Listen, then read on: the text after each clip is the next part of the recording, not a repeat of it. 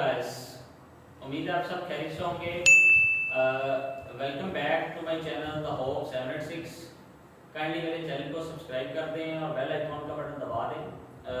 Students, आज जो हम लेक्चर करने जा रहे हैं वो इंग्लिश लिटरेचर की जो सीरीज़ है उसमें एक हमारे पास बड़ा फेमस जो मॉडर्न नावल का एक राइटर है जेम्स जॉयस, उसकी आज हम जो ऑटोबायोग्राफी है आज उस पर लेक्चर करेंगे।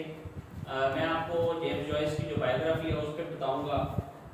तो आइए आज का लेक्चर जो है वो स्टार्ट करते हैं। सबसे पहले बात करता हूँ when he was born in 1882 and he saw himself as a European man. वो अपने आप को एज अ यूरोपियन मैन देखता है। इन जून 1904 he fell in love with Nora Barnacle. Nora Barnacle was his wife as well. In June 1900 in Trieste he began teaching English to Taylor Swift. उसने जो teaching शुरू कर दी इंग्लिश की। फिर उसके बाद ही has some financial problem when he was in Trieste. उसको बहुत सारी फाइनेंशियल प्रॉब्लम आई और उसने उसको फेस किया और उसको ओवरकम करने के लिए डिफरेंट उसने जो ट्रेवल्स की। इन 1893 he studied at Belvedere College in Dublin. Dublin, is capital of Ireland. As we all know that Ireland, was get independence in 1921. He studied at University College Dublin in 1898. 1898 में जो है इसने उसमें university में Dublin की university में admission लिया। Dead awaken was his first publication. इसकी पहली जो पब्लिकेशन थी वो डेड अवेकन थी। इसके बाद 1902 में Joyce left for Paris to study medicine. ठीक है, मेडिसिन पढ़ने के लिए जो है वो मेडिसिन की फील्ड में जाने के लिए वो चला गया Paris. After the death of his mother he drinks heavily. इसको he was too much associated with his mother as well. When she she was off, he drinks heavily to catharsis himself. इसके बाद ही Joyce and Nora moving to Zurich in Switzerland में उन्होंने move किया, where he taught English at Burbridge Language School. एक school में इसने teaching की ताकि अपने जो एक्सपेंस थे उसको मीट कर सके। इसके बाद later Nora give birth to their child George. इनका एक बेटा हुआ जिसका नाम जॉर्ज था। उसके बाद in 1906 he visited Rome taking employment as a clerk in a bank. Bank में इसको जो है वो क्लर्क की जॉब मिली इटली में। In 1907 his daughter Laura was born. 1907 में इसकी जो बेटी थी एक ही Laura. Later we all know that she was ill, बहुत ज़्यादा बीमार थी। और उसके बाद ही Dubliners is a collection of short stories which was published in 1914। इसका जो बहुत फेमस वर्क है उसमें एक नाम डुब्लिनर्स का है। एक कलेक्शन है डुब्लिनर्स जिसमें इसने शॉर्ट स्टोरीज लिखी हैं अरबी डुब्लिन और इसका जो मेन थीम है वो आयरिश इंडिपेंडेंस के नाम से है। आयरिश इंडिपेंडेंस और एपिफनी। ठीक है, एपिफनी और आयरिश इंडिपेंडेंस पे थोड़ी देर बाद बात करते हैं। इसके बाद मैं आपको बताता हूँ इन 1916 he wrote a portrait of the artist as a young man. Portrait of the artist as a young man is a self-awakening novel. It is very famous all over the world. As we all know that in this novel the protagonist of the novel Stephen Dedalus portrayed as a James Joyce. James Joyce ने उसको खुद portray किया है and he was rebellious. He was a rebellion against church. तो वो church के against जो है उसने एक जो कह लें कि रिबेलियस किया था। ये उसके अबाउट है कैथोलिसिज्म के जो है वो अगेंस्ट है। Joyce published his play only one play he wrote in 1918। उसको पब्लिश किया।